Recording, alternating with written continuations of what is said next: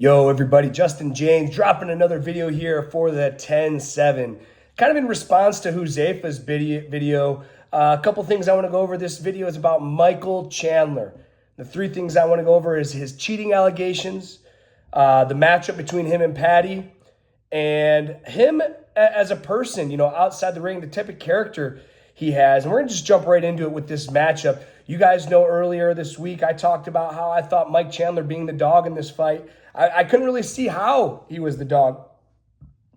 I just couldn't really think about where Patty was going to beat him. Where Patty was going to beat him, I figure Mike Chandler's, bigger, stronger, more athletic, more explosive. Charles Oliveira couldn't sub him, But then I listened to Josh Thompson, man, and he made some really good points. He made enough points to where I'm not going to bet. Unless Mike Chandler's plus 200, I'm staying away from this bet.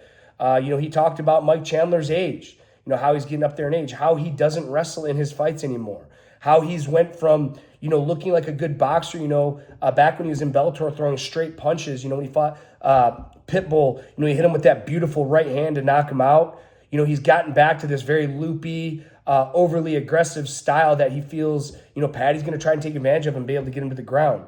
Moving on to his wrestling, he doesn't really wrestle in his fights. And I do feel that is a perishable skill. And, I felt it in my career, early on, I had a really heavy wrestling presence. And, as I got to the UFC and onward, I really haven't utilized my wrestling, mostly just because we're old, man. We want these big, flashy knockouts. So I'll tell you this, for the matchup to Mike, I'm humbled to say my opinion has changed. And, unless Mike Chandler's a plus 200 dog, I'm going to stay away from this one. I think the stars are starting to line up for Patty. He looks confident. He looks great. Mike does as well as he always does. He's a physical phenomenon. Like, very rarely do you ever see the guy looks like this that can pass a test, a drug test. Now moving on to, what's next for Michael Chandler. If he wins this fight, that's great. He beat a 12th ranked guy. But if he loses this fight, guys, if he loses this fight, there's a big chance that Mike Chandler is going to lose his job in the UFC. They'll be dropping him to 2 wins and 4 losses since coming under the banner, and Patty will still be undefeated in the league, shooting to a top 10 spot. All right, so now we're going to go over his quote-unquote cheating allegations, guys, and I don't like to use the word cheating, all right? And the reason, I know everyone's saying in all the podcasts, oh, he's a cheater, and he's doing this, and he's doing that, and, I just don't like to use the word cheating. I'm going to explain why. Cheating to me is something that you're doing behind the scenes to gain an advantage over your opponent. Like steroids, PEDs, having maybe infiltrating a gym and watching a sparring session, maybe watching your opponent warm up, sending a guy to watch your opponent warm up, see what techniques he's doing. Those to me are cheating. When it's behind the scenes, you're trying not to get caught. What Michael Chandler is doing is against the rule set, but that's what the referee's in there to enforce, the rules. And, it's not really a running joke, but it's a common saying. There's a couple of them we have as fighters. If you ain't cheating, you ain't trying. And cheat as long as the referee isn't stopping it. And we say that as fighters. Me and my team joke around about it. All fighters joke. We talk about grabbing the gloves.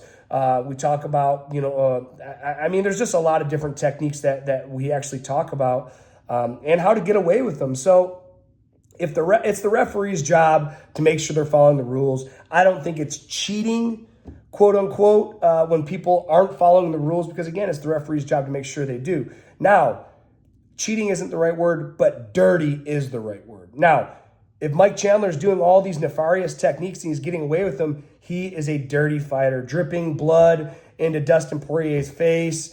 The eye pokes when he's in, punching Charles Oliveira in the back of the head. And there's just always something. He's always, pushing that line of the rule set. And again, I don't think it's cheating. I just think he's a dirty fighter, man.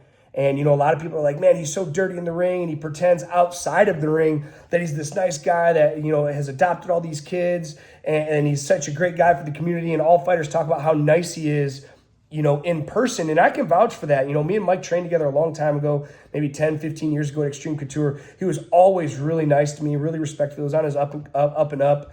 But I tell you what, when those gloves came on, Mike was a savage on the mat, and he still is. So, a lot of times I do think Mike is a good guy.